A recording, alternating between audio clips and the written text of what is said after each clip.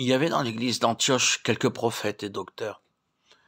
Comme donc ils vaquaient au service du Seigneur et qu'ils jeûnaient, le Saint-Esprit leur dit « Séparez-moi Barnabas et Saül pour l'œuvre à laquelle je les ai appelés. » Après donc qu'ils eurent jeûné et prié, ils leur imposèrent les mains et les firent partir.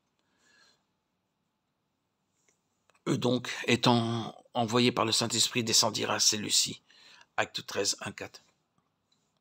On a dit avec raison que le livre des Actes des Apôtres devait être intitulé « Les Actes du Seigneur remontés au ciel » ou « Les Actes du Saint-Esprit ». La promesse de Christ à son départ. Vous recevrez la vertu du Saint-Esprit qui descendra sur vous et vous me servirez de témoin, tant à Jérusalem que dans toute la Judée, la Samarie et jusqu'aux extrémités de la terre. Acte 1-8. Était une de ces paroles fécondes qui contenaient en germe le royaume des cieux. Elle prédisait la manière dont il serait annoncé dans le monde, s'étendrait avec puissance et finirait par triompher de tout. Le livre des Actes nous dit comment cette promesse commença à s'accomplir sur la route de Jérusalem à Rome. Il nous dit que l'Esprit Saint avait été envoyé aux disciples pour faire d'eux de fidèles témoins de Christ au milieu des Juifs et des païens. Il nous raconte la victoire remportée par le nom de Christ à Antioche et à Rome. Ces deux centres d'où l'Évangile devait être porté jusqu'aux extrémités de la terre.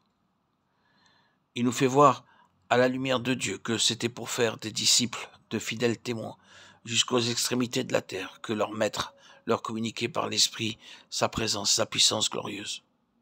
Les missions chez les païens étaient donc le but de la mission de l'Esprit. Ce texte, Acte 13, 1-4, nous indique la part que doit prendre l'Église à l'œuvre des missions. La prédication de Philippe à Samarie et celle de Pierre à Césarée nous les montrent vacants au ministère sous la direction de l'Esprit, au milieu d'auditeurs qui n'étaient pas juifs. La prédication d'hommes venus de Chypre et de Cyrène pour parler aux Grecs d'Antioche nous montre déjà l'esprit de vie et d'amour poussant à ouvrir de nouvelles portes, là où les chefs de l'Église n'avaient pas encore pensé aller. Acte 11, 20. Mais il fallait encore que le choix des hommes désignés par l'Esprit pour l'œuvre des missions fît partie de l'organisation de l'Église, et qu'ainsi toute la communauté des croyants prit part à l'œuvre pour laquelle l'Esprit avait été envoyé sur la terre.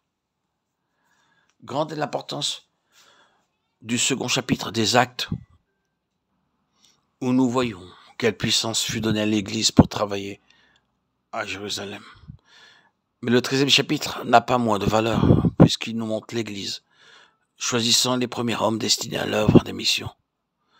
Nous ne saurions assez bénir Dieu de l'intérêt croissant qu'on porte de nos jours aux missions. Mais si nous voulons que ces intérêts se soutiennent, qu'ils soient le fruit d'un véritable amour pour le Seigneur et pour les âmes perdues qu'il est venu sauver, si nous voulons que l'Église obtienne une influence semblable à celle du jour de la Pentecôte, il nous faut comprendre ce que nous enseigne le récit d'Antioche, à saisir que c'est l'intervention directe et puissante du Saint-Esprit qui doit commencer, et ainsi continuer l'œuvre des missions.